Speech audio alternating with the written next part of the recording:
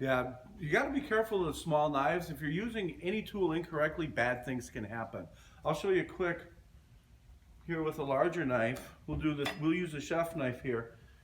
I'll show you how easy it is to not cut yourself if you're doing things correctly. Well, we're going to hold this knife. We're going to use a pinch grip. We're going to pinch right around the blade here, right by the bolster. We're going to use a light grip on the handle. The reason we use a light grip is we want to guide the knife. Think about when you learn to ride a bike. You've got a tight grip on that bike, on the handlebars. You have a tendency to oversteer. If you hold this like a hammer, you're going to have a tendency to oversteer because you're holding it too tight. So we want to be here, right up by the bolster, light here so we can guide the knife. Now the reason we're up by the bolster here is the knife becomes an extension of your hand. If you've ever used a knife like this to try to cut something hard and the knife folds over this way or that way, can you see this when I do this? Okay. Fold over this way or that way, that's dangerous. So when we hold it like this, it becomes an extension of your hand. You're not going to have that happening. Now, with your guide hand, most often people cut themselves with their opposite hand.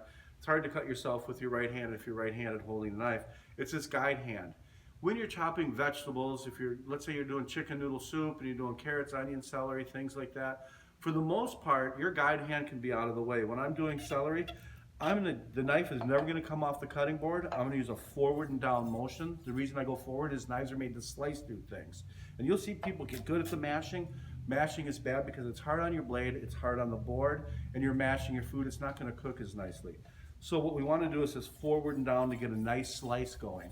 Knife is never coming off the board. Guide hand for this is just going to be out of the way. So I'm going to do forward and down.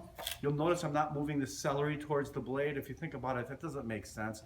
We're going to take a moving hardened steel that's very sharp and slowly move your fingers towards it. Doesn't make any sense. What we're doing is when we set our depth of cut, when we set our depth and go forward, the knife auto corrects. It walks itself down the celery, keeping that guide hand out of the way. If you want to do very, very thin, fine cuts, that's when the guide hand comes in. Now, when we use the guide hand, I usually tell people first, get good at this part. Once you get a rhythm developed with your right hand or with your cutting hand, then you can introduce the guide hand.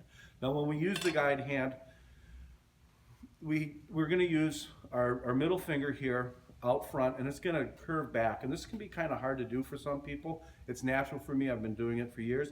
If you have a hard time crooking this back a little bit, get to the end of the celery and just push it forward. Your other two fingers are going to come behind, just like this. Your pinky is going to be up and out of the way. Your thumb is going to be almost like a foot or leg. It's going to come back here. You're going to pull these fingers back. Once you kind of get a little crunched up here, a little uncomfortable, that thumb's going to come back. You're going to pull these back slowly as you go. So I'll show you here first slow motion. And the only reason we're going to do this is if we want a really thin, nice cut, nice controlled cut. You're going to do this if you're chiffonading basil, doing really thin cuts. Let's say you're doing cucumbers. Now the only way I can cut myself with this is if I'm coming up over my knuckle. That's why it's important that we learn to leave the knife on the cutting board the whole time. You'll see my thumb goes back, slowly pull back, thumb back. So it's two hands working in concert. If I'm not taking this knife up off the board, I'm not getting my other hand in the way. It's staying out of the way. So it's always important when you're working with the knife to think first about what you're doing. If you're just making it up as you go along, that's when bad things happen. When you get the knife up off the board, that's when bad things happen. When you start cutting towards yourself, that's when bad things happen.